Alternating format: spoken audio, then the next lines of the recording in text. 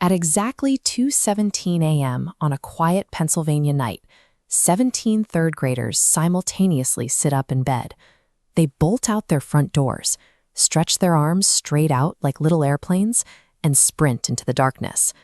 Morning comes, and they are completely gone. No ransom notes are sent, no footprints lead into the woods. The police have zero physical evidence.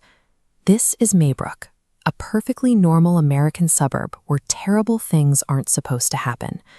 When a town like this faces the impossible, panic sets in immediately, and the community demands a scapegoat. The furious parents aim their grief at Justine, the children's teacher. Picket lines form on her lawn.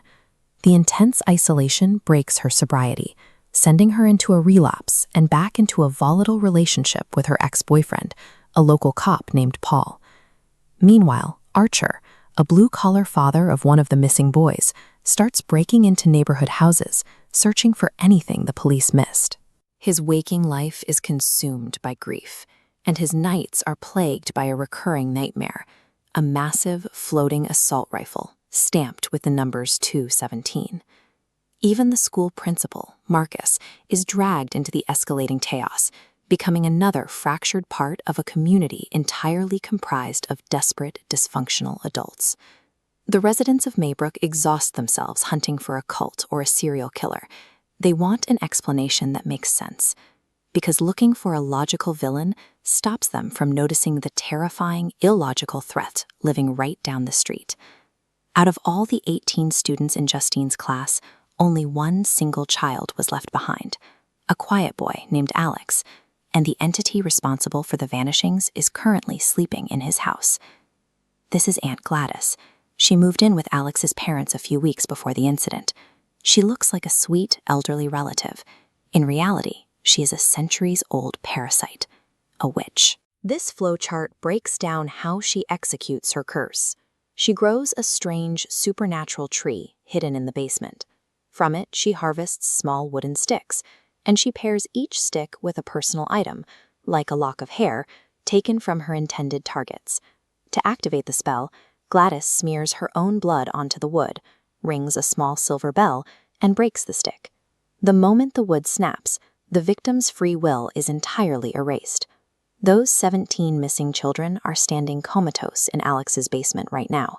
She keeps them locked away, using them as living batteries, slowly siphoning off their life energy to rejuvenate herself.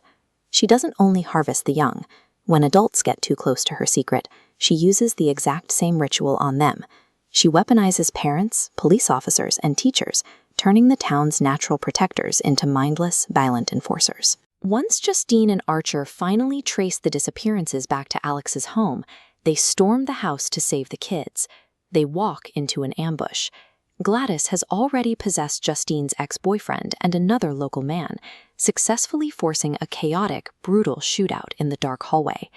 While the adults quickly tear each other apart, the solution comes from the one person nobody was paying attention to.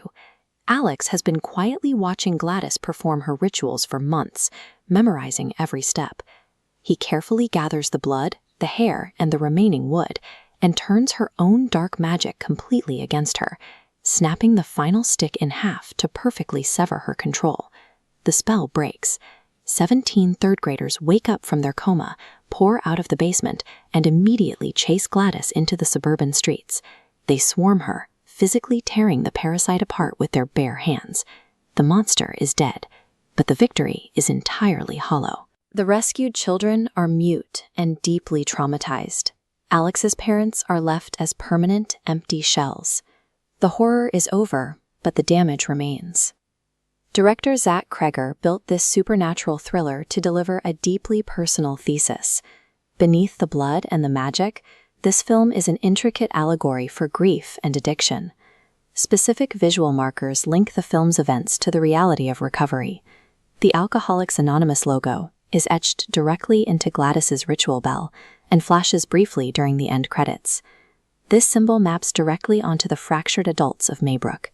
Justine and Paul battle severe alcoholism. James is hopelessly addicted to meth, while Archer's grief becomes an obsession. That bizarre dream Archer keeps having, the floating assault rifle, explains the title's origin. Unresolved trauma and addiction weaponize ordinary people, turning them into threats to their own families. This relationship map illustrates the core metaphor. Aunt Gladys is addiction incarnate, a parasite disguised as family routine.